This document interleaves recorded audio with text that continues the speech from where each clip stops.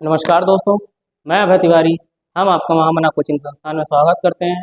जैसे कि पिछली वीडियो में आपने देखा था कि हमने एचसीएफ के बारे में पढ़ा था, हाईएस्ट कॉमन फैक्टर। उसके बारे में हमने ये पढ़ा कि एचसीएफ निकालने का जो बेसिक तरीका होता है वो क्या होता है, किस तरह से हम निकाल सकते हैं। आज हम उसी एचसीएफ से रिलेटेड ही दूसरे तरीके की बात करेंगे, जिसको हम कहते हैं डिवीजन मेथड, भाग विधि।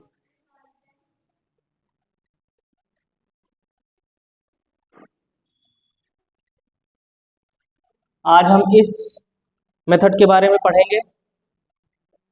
इस तरीके से थोड़ी सी जब नंबर से बड़े होते हैं तब हम इस तरीके का प्रयोग करते हैं। ये तरीका जब नंबर से ज़्यादा बड़े हो जाए तो ये तरीका हमारे लिए काफ़ी उपयोगी साबित हो सकता है। और इस पर हम कुछ सवाल लगाएंगे, कुछ चीज़ें समझने की कोशिश करेंगे।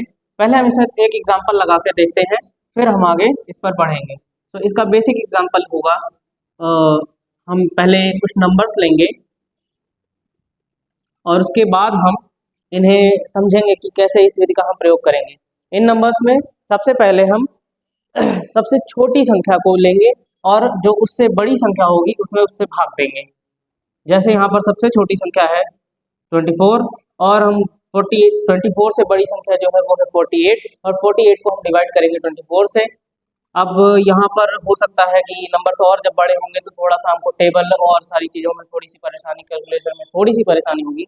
लेकिन हाँ, एटलीस्ट जो हमारा जो बेसिक कॉन्सेप्ट होता है वो छोटी छोटी संख्याओं के लिए होता है। बड़ी संख्याओं में हमें काफ़ी लंबा करना पड़ सकता है, इसलिए हम यहाँ पे इसका प्रयोग करते हैं। हम जितनी ज़्यादा प्रैक्टिस करेंगे उतनी ज़्यादा चीज़ें हमारे लिए आसान होती चली जाएंगी।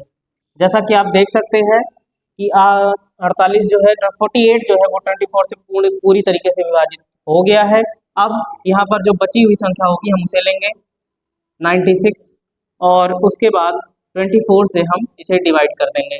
अब 24 के टेबल में 96 आता है, आप लोग ये करके देख सकते हैं। और इस तरह से तो इन तीनों संख्याओं का जो एचसीएफ होगा वो होगा 24।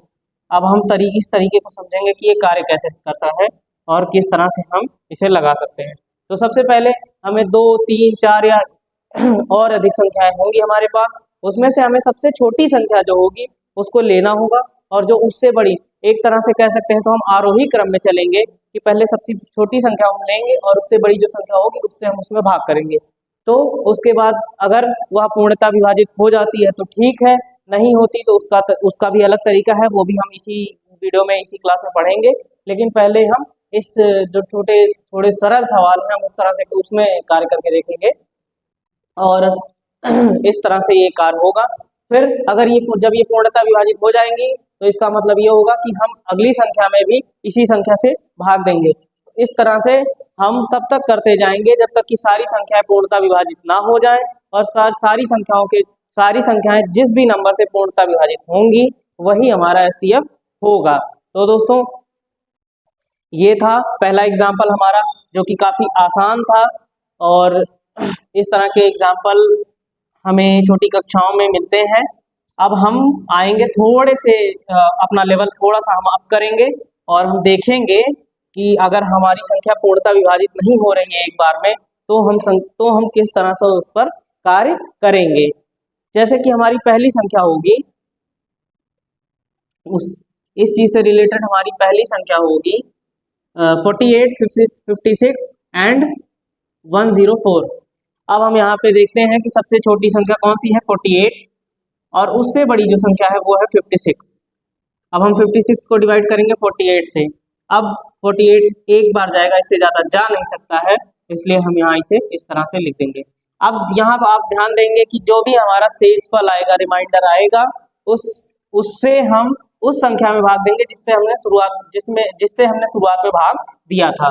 अब हम यहाँ पर 48 वापस से लिखेंगे और यहाँ पर 8 के टेबल में 8 6 जा 48, ये यहाँ पर देखेंगे इस तरह से। तो 8 से यहाँ पर 48 कट गया, इसका मतलब 8 से 56 भी कट जाएगा। अब हम आएंगे अपने लास्ट नंबर पे, हमारा लास्ट नंबर है 104। सो 104 को हम यहाँ पे 8 से डिवाइड करेंगे क्योंकि 8 से यहाँ पर ये संख्या लास्ट में आके कटी है। 8 से जब हम 104 को डिवाइड करेंगे तो हम देखेंगे 8 1 जा 8, यहाँ पे 2 और यहाँ पे 24। 8 3 जा। तो आप यहाँ पर देख सकते हैं कि हमारी जो तीनों संख्याएं हैं वो 8 से डिवाइड हो रही हैं। तो इस तरह से जो ये हमको तीन संख्याएं मिली हैं 48, 56 और 104, इनका जो HCF होगा वो होगा 8। तो इस तरह से हमने दो सवाल देखे डिवीजन मेथड पर। यही दो चीजें हैं जो इस डिवीजन मेथड में आती हैं। पहली तो या तो पहली ही संख्या से सारी संख्याएं पूर्णतः विभाजित हो जाएंगी, दूसरी कि हमें कोई और संख्या मिलेगी जिससे बाकी सारी संख्याएं पूर्णतः विभाजित हो जाएंगी। अब हम जो है इस क्लास में इतना ही, अभी के लिए इस कक्षा में इतना ही। मैं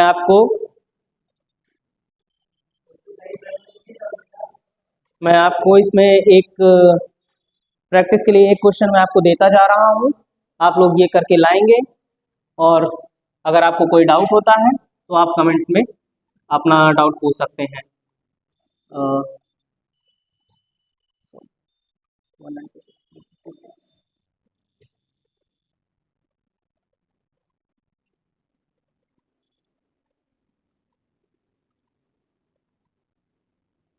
तो आप लोग इस क्वेश्चन को करेंगे और सॉल्व करके आप कमेंट सेक्शन में अपना आंसर बताएंगे।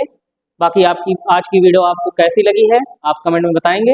इस वीडियो को लाइक करें, चैनल को सब्सक्राइब करें और इस वीडियो को ज़्यादा से ज़्यादा लोगों तक शेयर करें। धन्यवाद।